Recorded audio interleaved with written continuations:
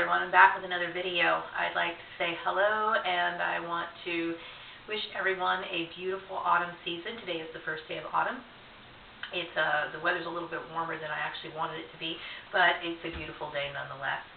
So I wanted to pick up on what I was talking about as far as workplace mobbing and the gang stalking and the psychological effects that it has on an individual. I had left a particular employer, and this issue affected me terribly because initially I originally got along very well with the owner. I know his wife wasn't that crazy about me from the very beginning, but I figured she'd warm up to me eventually.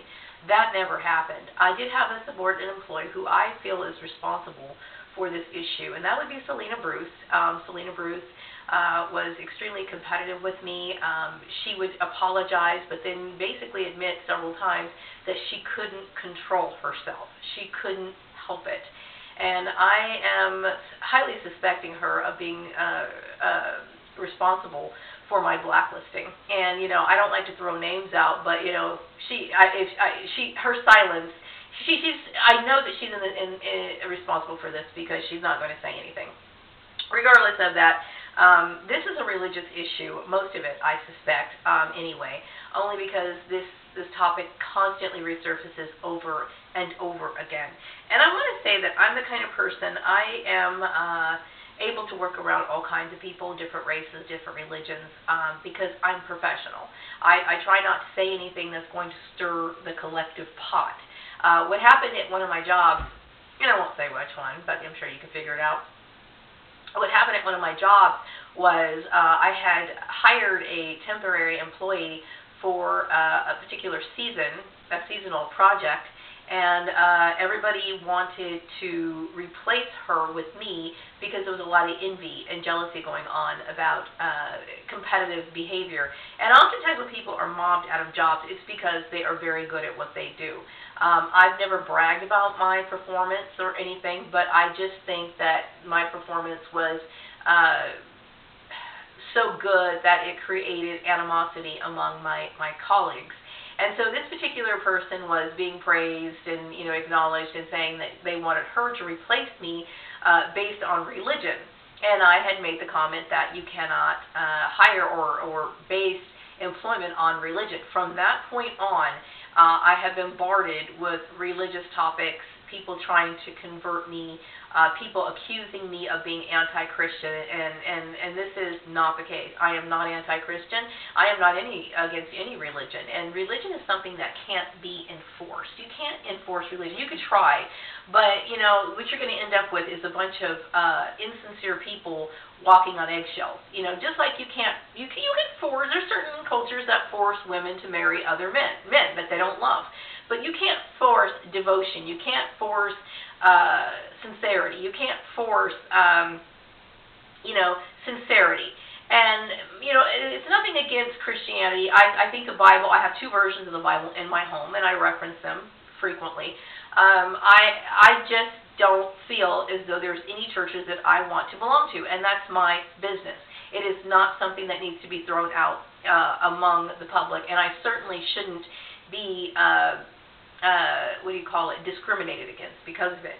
And well, I also like to reiterate and emphasize that, you know, what's going on here is not scriptural, and it's not something that Jesus would do. You know, we always see these bumper stickers, what would Jesus do? Jesus wouldn't have anything to do with this. I'm pretty darn sure of it. And the Bible doesn't say anything about creating networks to keep people out of work. This girl has some serious issues, but I'm not going to focus so much on her. I'm trying to figure a solution out, and I am looking for employment. Right now, I'm interviewing with this one particular company. I'm hoping it works out well. If not, then I'm going to have to sit here and try to figure out what I'm going to do. I don't deserve to be blacklisted. I am a hardworking, dedicated individual, and that's probably the reason why I'm in this situation. There's a lot of competition out there. A lot of people think just because they're jealous that they have the right to prevent people from working or throw obstacles in their path, and this is not right. It's not ethical, not moral, and it certainly isn't legal. like I said, I'm used to working with all kinds of people. I enjoy interacting with people. I am not difficult to get along with. Most people who meet me initially, they might have a little bit of an issue because they don't exactly know where I'm coming from. But everybody can tell you I'm always polite, I'm always kind, I'm always considerate. No one can say anything else. This is a very painful situation for me because I see people who aren't qualified to do their job, and yet they're walking around being able to pay their bills, and they're not stressed out. I'm stressed out. And don't get me wrong, I'm not the kind of person who likes to throw my business out on the street, and I realize that LinkedIn is a professional networking system. And it's supposed to be here for professionals to network, and I'm letting these people know, everybody who's a connection of mine, that I'm out of work unjustly, and it's not fair, and I'm trying to get my life back together again. I have a good experience in accounting, and I'm good at human resources, and if I can't find a job, I'm putting it out there. Now, this is unconventional, very much so. However, what's going on right now with me is not something that's supposed to happen. This is exactly why we have laws. This is exactly why, professionals are supposed to adhere to these laws. Because right now, I'm in a situation where people are turning their backs on me for something I didn't do.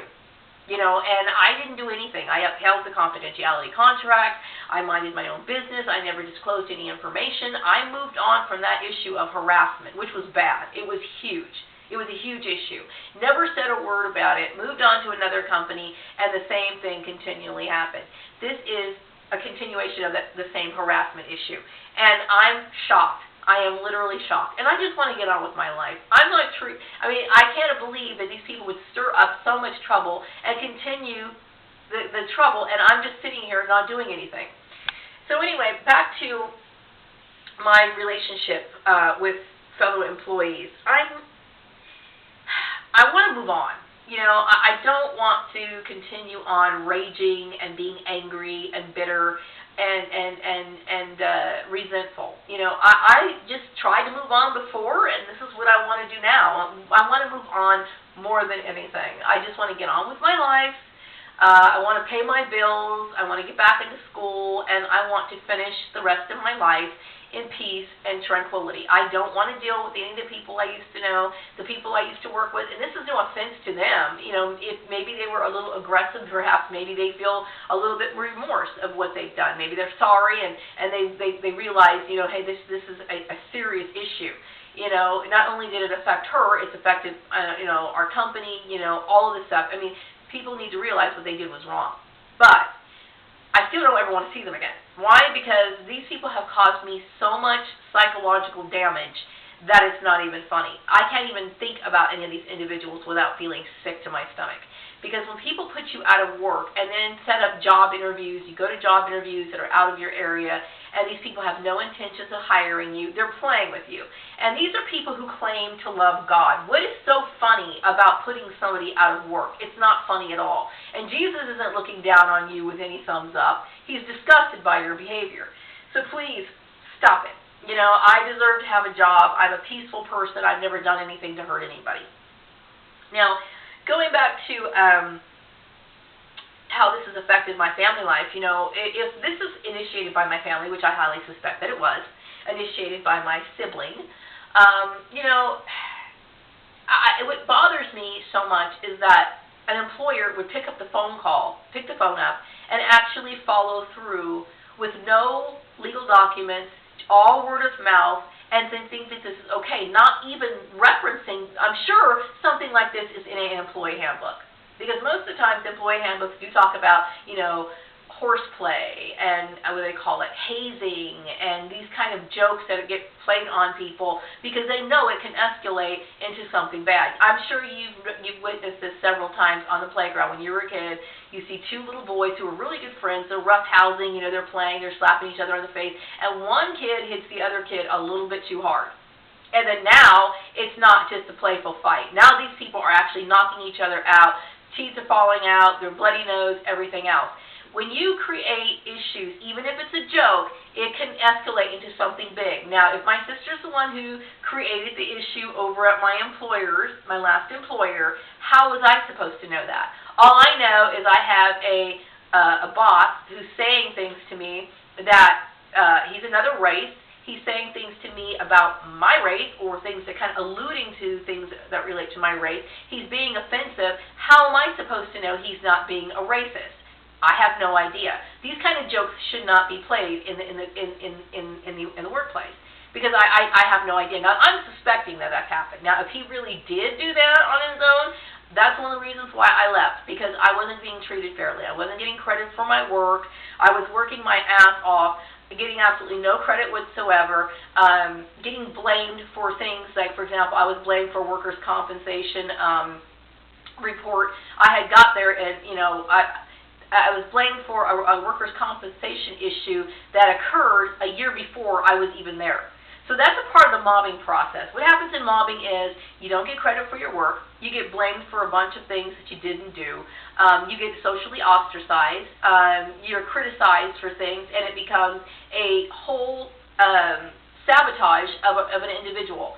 And you get a lot of emotional anxiety. You go through trauma. I mean, I went through trauma. I'm still kind of going through trauma. If I can't picture these people's faces without getting sick, that's a pretty big form of trauma.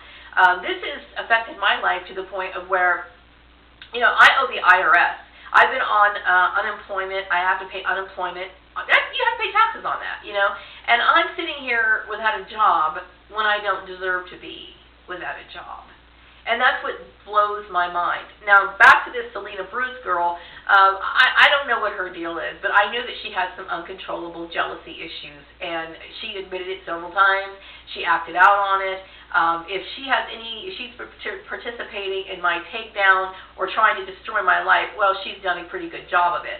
I can't find a job, and this is based on things that's not relating to my skills or my talents or what I have to bring to the office, because believe me, I have a lot of talent and skills to bring to the workplace.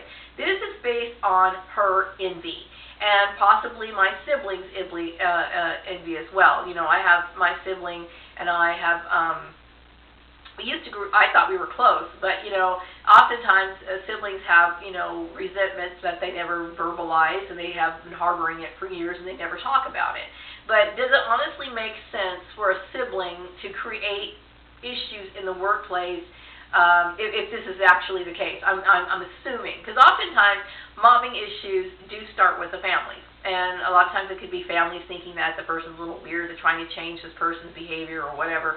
And it ends up being, it escalates into something worse. So I'm not exactly sure. I do know that Selena Bruce is responsible. And, I'm going to tell you right now, she's a young girl who obviously doesn't know Scripture. And this is based off of female jealousy. And I find it shocking that someone of her age would have some sort of envy or some sort of competition going on in her mind, especially when I'm so much older than her. I would never in a million years feel that way towards anybody that much older than me. But usually those sort of relationships are usually looked upon like, big sister, little sister, mom, daughter type relationships. Never this kind of takedown, So I'm a 40-something-year-old woman. This girl's like maybe 16, 17 years younger than me. Insane. Absolutely insane. And then throwing in the religious aspect, a lot of people don't realize that religion is something you should not bring into the workplace and use as a determining factor as far as getting employment. And I'm surprised that I've encountered people that actually think being Christian is a law, that they think that it's supposed to be enforced. And, I'm dealing with a lot of ignorance. I'm dealing with a lot of ignorance. So here's where you guys come in. If you know of any positions, I'm hoping that this particular job works out. If you know of any positions that are opening up that will allow me to utilize my skills in accounting as well as human resources, I'm all open for it, because I want to be able to enjoy the kind of work I do. It's foolish to think that you can take a person with my skill levels and my talent and my experience and place them in a job that they don't like, and I don't see any point in that. I went to a meeting at PAS, I guess that's how you pronounce it, and, Holly Colhay had made a really good point, because this is something I've always agreed with. When people don't feel enthusiastic about their job, you can tell. So why would it be that somebody would feel compelled to put me in a job where I'm not feeling at my utmost? Why would somebody put me in a position where I'm not fully happy in my job and expect me to just sit there and be okay with it.